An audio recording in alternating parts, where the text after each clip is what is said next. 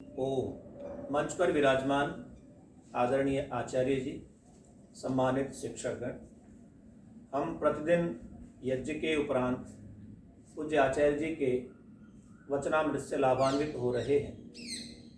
कल का विषय था कि हम अपने जीवन में दूसरों के द्वारा किए गए उपकार को स्वीकार करके उनके प्रति कृतज्ञ भाव हो, हमारे मन में कृतज्ञता हो, तो ये पुण्य का भाव रहता है। पिता यच्छति पुत्राय बाल्ये विद्याधनं महत् पितास्य किं तपस्तेपे इत्युक्त्वा तत्कृतज्ञता। इत्युक्तिस्तत्कृतज्ञता कि एक बालक के लिए पिता उसको ज्ञान दान करने के लिए, उसका संरक्षण संवर्धन करने के लिए बहुत बड़ा तप करता है, और पिता ने जो तप किया है उस तप को कहना, उस तप की चर्चा करना, उस तप की बात करना, ये पिता के प्रति कृतज्ञ भाव है। महर्षि स्वामी दयानंद सरस्वती जी ने जब गृह त्याग किया इस भावना के साथ कि मुझे सच्चे शिव की खोज करनी है और मृत्यु पर विजय प्राप्त करनी है, खोज करते करते दो महात्मा, दो साधु, दो सिद्ध योगी उनको प्राप्त हुए, शिवानंद गिरी और ज्वालापुरी, और उनसे जो योग शिक्षा उन्होंने प्राप्त की, तो अपने आत्मकथ्य में, आत्मचरित्र में स्वामी जी लिखते हैं कि उन्होंने जो मेरे ऊपर उपकार किया है योग सिखा करके, तो मैं कृतकृत्य हो गया। इस प्रकार की भावना महर्षि स्वामी दयानंद सरस्वती जी ने उनके प्रति प्रकट की। तो ये कृतज्ञ भाव है। तो हम अपने जीवन में कृतज्ञता का अनुभव करें। जो भी उपकारी व्यक्तित्व हैं हमारे लिए, चाहे वो प्रकृति हो, परमपिता परमात्मा है, और बाकी जितने भी गुरुजन हैं, संगी साथी हैं, तो उनके प्रति कृतज्ञता हमारे मन में हो। पूज्य आचार्य जी, जिनका जीवन अक्सर जिस प्रकार से कथ्य है, कथन है, वैसा ही जीवन यापन आप करते हैं, हम सब के लिए प्रेरणादायी हैं आप। और इस संस्थान में जितने भी छात्र अब तक अध्ययन करके गए हैं, पढ़ करके गए हैं, उनके जीवन पर आपके जीवन की, आपके आचरण, आपके व्यवहार की और आपकी विद्या की जो छाप उनके ऊपर है, निश्चित रूप से वो विद्यार्थी अपने जीवन को कृतार्थ कर रहे हैं। मैं पूज्य आचार्य जी से निवेदन करता हूँ कि आप हमें मार्गदर्शन आप प्रदान करें। पूज्य आचार्य। आदरणीय श्री आचार्य नंद किशोर जी, अध्यापकगण,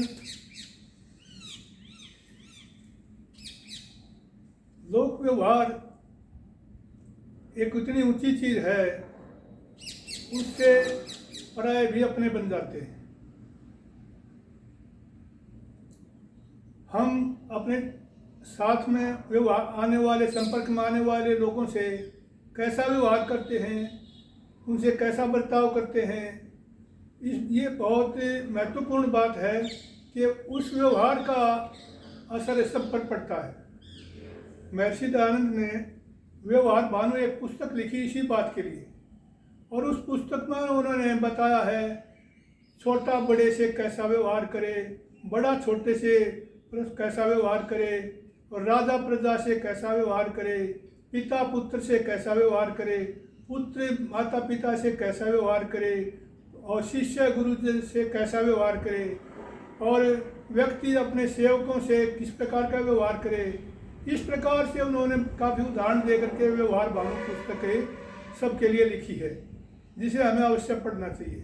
व्यवहार एक ऐसी चीज़ है, उससे पराये भी अपने बन जाते हैं। अभी पिछले सप्ताह अपना पाठक नीरज अस्वस्थ हो गया। अपने आचार्य जी को पता चला, इन्होंने मुख्याधिष्ठाता जी को कहा कि इसे दिखाया जाए। मुख्याधिष्ठाता नंदलाल जी उसे 2 बार लेकर के गए, और उसके बाद वो प्रसन्न हो गया, इतना प्रसन्न हो गया कि उसको घर जैसी आत्मीयता मिली। तो ये व्यवहार हमारा सबके साथ इस प्रकार का होना चाहिए, चाहे वो सेवक है चाहे शिष्य है। मैं आपको बताऊं, श्री रामचंद्र जी अपने सारथी से भी इतना अच्छा व्यवहार करते थे कि वो वयोवृद्ध था, उसको कहते तात कह करके पुकारते। तात माने पूज्य व्यक्ति, तो इतना आदर सम्मान देते थे। मैं आपको एक उदाहरण देता हूँ। परिवारों में प्राय इस प्रकार की घटनाएं होती रहती हैं। उस घटना से विचार करते हैं कि भाई कैसा व्यवहार अपने सेवकों से होना चाहिए। सेठ रमन लाल जी थे, उन्होंने घर में कोई आयोजन करना था, बाहर के व्यक्ति भी आने थे, और उनका जो पाचक था वो था लाभ शंकर। लाभ शंकर पाचक की पत्नी बीमार थी, और इतनी बीमार थी कि वो सारी रात जगता रहा। कैसे सो सकता था जब पत्नी करा रही है, और वो कैसे सो सकता था, सारी रात जागता रहा था। उस जागते रहने के कारण से वो अब सुबह सारी रात सो नहीं पाया। अगले दिन सेठ जी के यहाँ आयोजन था, उस आयोजन में उसने भोजन तैयार करना था, 50 व्यक्ति बाहर से आने थे। तो उसने क्या किया, उसी उदासी में, उसी बेचैनी में, इतना वो उलझन में था कि हलवे में तो उसने नमक का पानी बना करके, पात बनाते ना मीठे की चीनी की, तो उसका पात नमक का पानी बना दिया और वो हलवे में डाल दिया। और दूसरी गलती क्या है कि सब्जियों में उसने सारियों में मीठा डाल दिया, नमक डाला ही नहीं। तो उसके बाद सेठ जी ने उसको चख करके देखा भोजन कैसा बना है। तो सेठ जी उसके मुख की तरफ देखने लगे, महाराज ये क्या किया आपने? तो बोले कि उसने बताया कि जी पत्नी बीमार थी। सेठ ने अंदाजा लगा लिया कि हाँ ये रात भर सोया नहीं है, इससे ये गलती इसलिए हो गई है। अब उसने कहा कोई बात नहीं भाई, आपको इतनी बात थी तो आना नहीं चाहिए था, आप आराम से जाओ, घर पर आराम करो, और मैं दूसरा व्यक्ति भेज देता हूँ जो वह आपकी पत्नी की देखभाल करेगा, आप कुछ देर सो लेना। तो उस पर बड़ा अच्छा प्रभाव पड़ा। उधर सेठ जी ने अपनी पत्नी को कहा, चंपा बाई ये आज दुखी था, बेचारा सो नहीं पाया, बेचैन था, और इससे गलती इस तरह से हो गई है। तो आप क्या करो कि जल्दी से इस हलवे को तो पशुओं के लिए प्रयोग करो, और फटाफट दूसरी सब्जियां और दूसरा हलवा बनाओ, स्वयं बनाओ। अब पत्नी ने जब ये बात देखी तो वो उसने भी बुरा नहीं माना, उसने भी कहा कोई बात नहीं, तो ठीक है, ऐसी गलती अनजाने में हो गई उससे।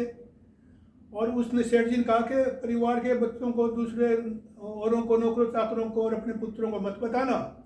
पुत्र पीछे खड़ा इस बात सुन रहा था। पुत्र ने कहा पिताजी हम बुरा क्यों मानेंगे जब उसने कोई जानबूझ से गलती नहीं की है। तो मैं आपको ये बता रहा था कि उसके उस व्यवहार से वो सेवक तो प्रसन्न हुआ ही हुआ, और सारे परिवार का पता लगा कि परस्पर परिवार में छोटे बड़े का कितना आदर भाव है। वो कई हजार का नुकसान उन्होंने उठाया, और उसके बाद वो बुरा नहीं माना किसी ने भी। तो ये छोटी बात नहीं है। आमतौर से परिवारों में झगड़े इन्हीं बातों को लेकर हुआ करते हैं, और उनका क्या बढ़ता है, ना जमीन बढ़ती, ना आपस में ज़्यादा बढ़ती, इन्हीं छोटी छोटी बातों के कारण से परिवार में कलह बन जाता है। इसलिए वेद कहता है अनुव्रत है पितु पुत्रो मात्रा बहुतु सम्मना जाया पत्ते मधुमती वातमतु शांतिवान। ओम। बहुत बहुत धन्यवाद, आभार पूज्य गुरु जी का।